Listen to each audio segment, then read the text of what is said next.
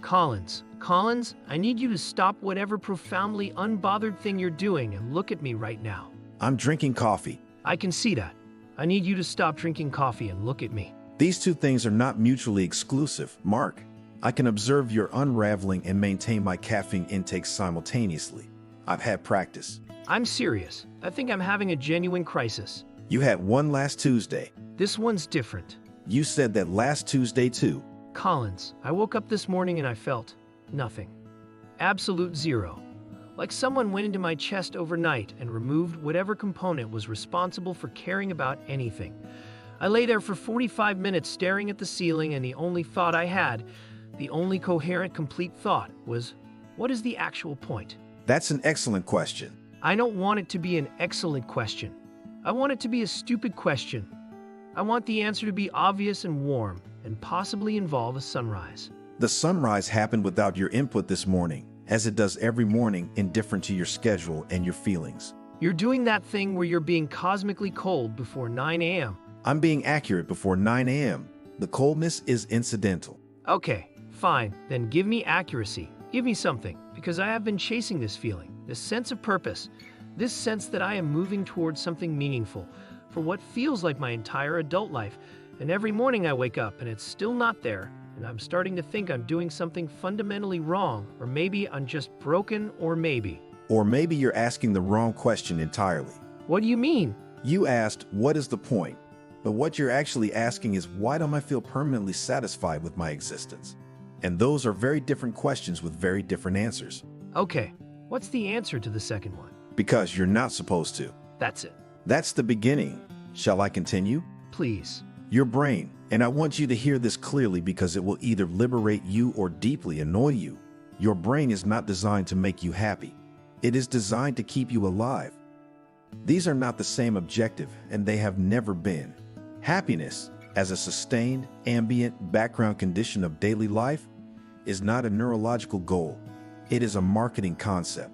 A marketing concept. Invented, refined, and sold to you across approximately 50 years of consumer culture until you became genuinely convinced that its absence represented a personal failure rather than a biological baseline. So I've been failing at something that was never achievable. You've been running a race on a track that loops back to the start line, wondering why you never reached the finish, and then buying better running shoes. The self-help books. The self-help books, the journaling, the vision boards, the gratitude practices, the chakra consultations, all of it operating on the same foundational lie, that happiness is a destination with a fixed address, and the right combination of habits and mindset will get you there permanently.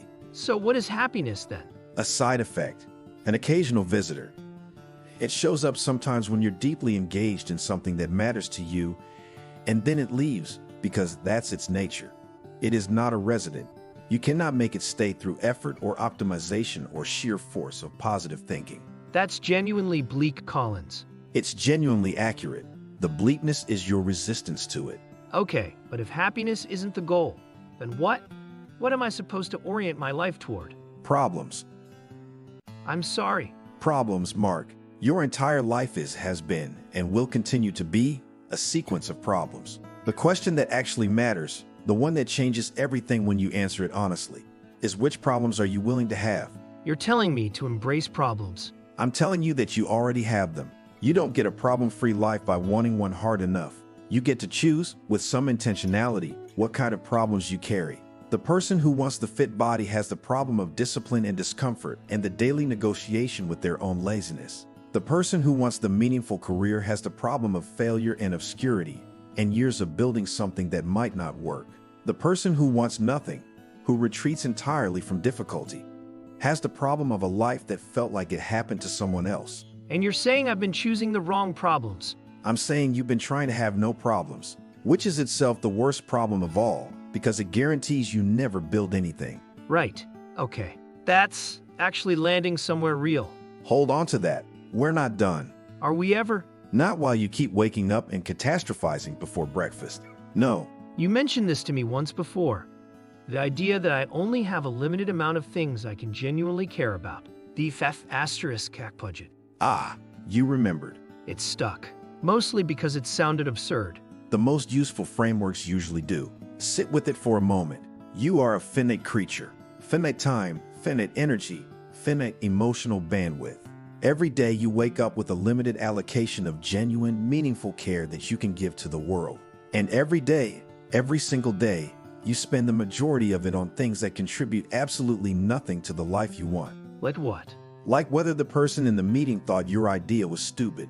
Like whether that text has been read and not replied to for 3 hours. Like the comment on social media. Like the low-stakes opinion of someone you will never meet about something that will not matter in a week.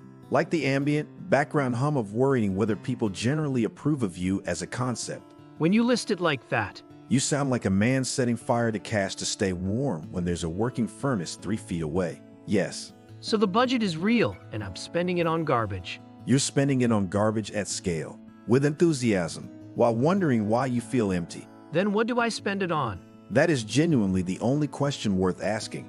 And most people never ask it because answering it requires a level of honesty that is deeply uncomfortable. Why uncomfortable? Because to decide what actually matters, you have to first admit what doesn't. And most people have spent years, sometimes decades, investing emotional energy into things, relationships, identities that don't actually serve them.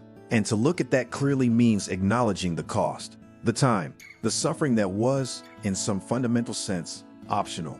Optional suffering. Some of your suffering is non-negotiable. Loss, failure, the fundamental difficulty of being alive.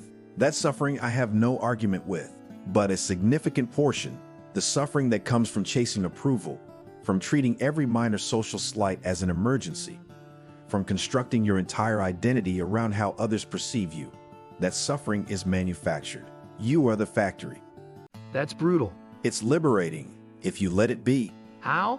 Because manufactured suffering can be stopped. Not immediately, not without work, but the machinery can be dismantled. The non-negotiable suffering cannot, which means the energy you free up from the manufactured kind can be redirected towards something that actually survives contact with reality. Okay. I want to stay on this values thing because I feel like that's where I keep getting stuck. I hear people say, figure out your values and live in alignment with your values. And I nod along, and then I sit down to actually do it, and I feel like I'm filling out a form in a language I don't speak. Because you're approaching it backwards. Backwards how? You're trying to identify your values through aspiration, through the version of yourself you want to perform. So you write down things like integrity and growth and connection, because those are the words that sound correct when someone asks. But they are not your actual operating values. They are your press release. And what are my actual values? Look at your behavior, Mark, not your intentions. Your behavior. Where does your attention go when you're not managing it? What do you find yourself doing when you're anxious? What keeps you up at 3 in the morning? What makes you angry, not in a wounded ego way, but in a this is genuinely wrong way? The answers to those questions are your real values, the ones your nervous system has actually been organized around. And if I don't like what I find? Then you've identified the problem, which means you can begin the work of actually changing it rather than papering over it with better self-descriptions. The problem with values is that everyone thinks theirs are good. Exactly. And most people's operating values, if they were honest, are comfort, approval, and avoiding the feeling of looking foolish. These are not evil values. They are simply useless ones. They produce nothing. They protect nothing. They will get you to the end of your life having optimized for the absence of pain rather than the presence of anything worth carrying. That's terrifying. It should be. Not as a cudgel, not to make you feel small, but as information. As a wake-up call issued not from me but from the actual direction your life is pointing right now, followed to its logical conclusion. Collins, can I ask you something that's going to sound dark? My favorite kind of something. Do you ever think about dying? Regularly. And it doesn't terrify you? It clarifies me. What does that mean? It means that the awareness of death, real awareness, not morbid wallowing, not anxiety about the mechanics of it, but genuine, sitting with it acknowledgement that this ends, is one of the only reliable tools for identifying what actually matters to you. You're saying death is useful. I'm saying death is the context inside which everything else gets its meaning. Remove the ending and the story has no weight. Nothing is urgent. Nothing has to be chosen. You can defer everything indefinitely because there is always more time. But there isn't always more time. There isn't always more time. And most people manage to live their entire lives understanding this intellectually while behaving as though it were not true. They treat their time as though it were infinite. They defer the things that matter. They spend their finite allocation of days on problems that won't survive the week, worrying about opinions that won't survive the year, building identities that are entirely dependent on the approval of people they don't even deeply respect. That's heavy. That's real. Heavy and real are the same thing more often than people find comfortable. So you're saying I should use the awareness of death to make better choices now? I'm saying you should let it strip away the noise, because you are walking around with a list of urgent priorities that is almost entirely composed of noise. The comment, the approval, the constant grinding anxiety about how you're being perceived. And underneath all of that noise, if you get quiet enough and honest enough, there are probably 2 or 3 things that actually matter to you. 2 or 3 things that, if you were lying in that bed at the end, you would wish you had given more of yourself to. And I should give my asterisk to those things. The entirety of your remaining budget, yes. What if I'm not sure what those things are? Then the question you need to sit with, really sit with, not skim past on the way to another distraction, is this. What would I do if I knew I was going to fail at it? What would I pursue anyway, knowing the outcome was uncertain, knowing I might look foolish, knowing it would be difficult and unrewarding for long stretches of time? Because if I'd still do it knowing all that, then it's real. Then it's a value and not a preference. Then it's something worth spending a life on. Most people never ask themselves that question, do they? Most people are too busy optimizing for comfort to ask questions that require them to be uncomfortable for the answer. It's not a moral failing. It's a design feature of the system. The system, the whole architecture of modern distraction, is engineered to keep you in a loop of low-stakes stimulation so that the big questions never get loud enough to demand a response. So the phone and the scroll and the content and all of it is a very efficient machine for helping you avoid yourself. Yes. That's a lot to sit with. Most true things are. The comfortable things are easy to swallow. The true ones require some chewing. Okay, let me try to pull together what I'm hearing. Stop chasing happiness as a permanent state because it was never designed to be one. Correct. Choose my problems deliberately because problems are not optional, only the type is. Correct. Spend my limited emotional resources, my asterisk budget, on things that are actually connected to the 2 or 3 things that matter to me. Getting somewhere. Use the awareness of death, not as a source of dread, but as a filter. Ask myself whether what I'm worried about right now would survive the test of the end. That's the cleanest version of it, yes. And be honest about what my real values are, not the ones I perform, but the ones evidenced by where my attention actually goes. And then do the uncomfortable work of closing the gap between those 2 things, slowly, without expecting it to feel good consistently. Without expecting it to feel good consistently. Right. That's the part people skip.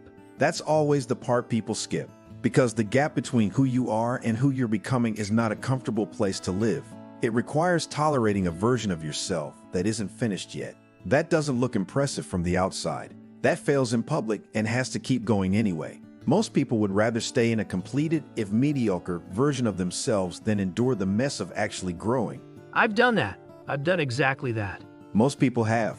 The admission is the beginning of the exit. Collins, genuinely, do you think I can do this? I think you're capable of it. Whether you do it is entirely dependent on whether you're willing to be consistently uncomfortable for long enough to build something real.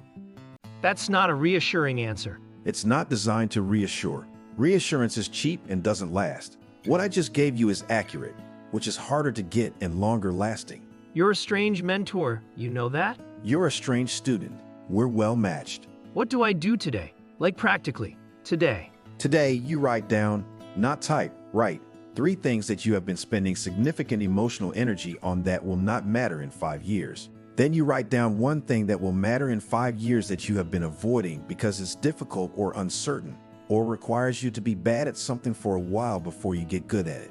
And then? And then you spend today on the second list and you let the first list burn. Let it burn. Let it burn, not with drama, not with the ceremony. Just quietly, deliberately redirect. Every time your attention moves toward the trash fire, you notice it and you move it back. That sounds simple. The concept is simple. The practice is one of the hardest things a person can do because it requires you to repeatedly choose discomfort over comfort, meaning over ease, and the long game over the immediate relief of feeling temporarily better. And you do this Every day, with varying levels of success. even you fail at it. Especially me. The difference is that failure no longer surprises me. I expect it, I account for it, and I use it as information rather than as evidence that the project is doomed. Failure as information. Every failed attempt tells you something specific about the gap between where you are and where you're trying to go. That's not worthless. That's the actual curriculum. I've been treating failure like a verdict. Everyone starts there. The upgrade is treating it like a data point. One data point in a long experiment with no guaranteed outcome, but an increasingly clear direction. Okay, I think I'm ready to try. You were ready before you walked in here. You just needed the noise cleared out enough to hear what you already knew. Did you just say something almost kind? I said something accurate. The kindness is incidental. Right, of course. Mark, Yeah? the ceiling you were staring at this morning, it wasn't telling you that life is pointless. It was telling you that the life you've been living isn't the one you actually want to live. Those are very different messages. One of them has a solution. One of them has work. Solutions are clean. What you have ahead of you is work. Messy, uncertain, occasionally humiliating, ultimately irreplaceable work. I can do messy and uncertain. You'd better. It's the only kind of life that produces anything worth keeping. What do you want in exchange for all of this? For you to stop wasting my mornings once you figure it out. Deal. Drink your coffee, Mark. It's getting cold.